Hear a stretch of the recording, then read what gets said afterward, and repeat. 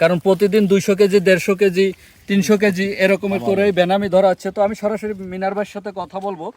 তো প্রিয় মৎস্য খামারিরা দেখতেই পাচ্ছ, এই যে আমরা কিন্তু সোনাখালীতে চলে আসছি। এই সেই মিনার ভাই যিনি বেনামির প্রজেক্ট করছে বিলের মাঝখানে অনেক টাকা খরচ করে কারেন্ট এনে। তো এখন কিন্তু বেনামির সেই হারভেস্টটা চলতেছে। এই যে দেখেন, ক্যামেরাটা একটু এদিকে এদিকে আনেন, ভিতর দিয়ে ধরেন একটু, দেখেন এই যে ভেনামিটা, এই যে ভেনামিগুলো কিন্তু জাল খ্যাপ দিয়ে ধরা হচ্ছে। ভাই এইখানে যে ভেনামি আপনি হারভেস্ট করতেছেন, কতদিন হারভেস্ট করতেছেন? আমি আজকে চতুর্থতম দিন। চতুর্থতম দিন। এই মাছটার বয়স কতদিন? আজকে 92 দিন। 92 দিন। তো 92 দিনে কত গ্রাম ওজন হয়েছে ভাই? 25 গ্রাম এভারেজ, আর বড়টার ওজন আছে 30-32 গ্রাম। যাক, এভারেজ 25 গ্রাম করে ওজন হয়েছে।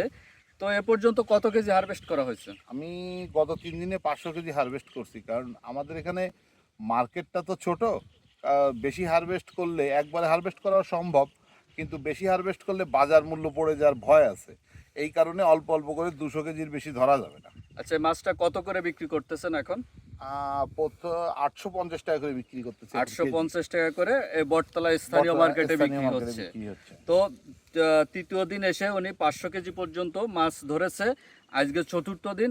আজকেও ইচ্ছা আছে, টার্গেট আছে 200 কেজি ধরবে, এবং 1 টন ধরা হলে আপনি 2 দিন গ্যাপ দেবেন। 2 দিন গ্যাপ দেওয়ার 2 ইচ্ছা দিন আছে। গ্যাপ দিয়ে পরবর্তীতে আবার ধরবেন। আবার ধরবো। আচ্ছা, আমরা টার্গেট করেছিলাম যে এখানে আপনার 2.5 টন বেনামি হবে।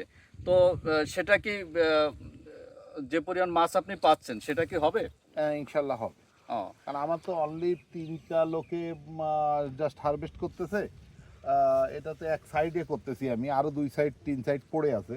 তাতে আমি শুধু এক সাইডে হারভেস্ট করতেছি, তাতে আমার আনুমানিক ধারণা লাস্ট পর্যন্ত বেশি হবে। আমার একটা ধারণা 2.5 টনের বেশি হবে। তো 2.5 টন বেনামি হলে কিন্তু আমরা এখান থেকে ব্যাপক একটা প্রফিট, আমাদের ব্যাপক একটা প্রফিট আসবে।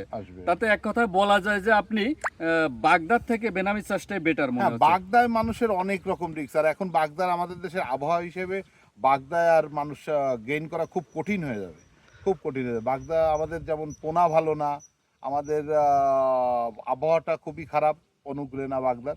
আর পিপিটি ডাউন হয়ে গেলে বাগদাটা অত সফল হওয়া যায় না। যাই হোক, ধন্যবাদ ভাইকে।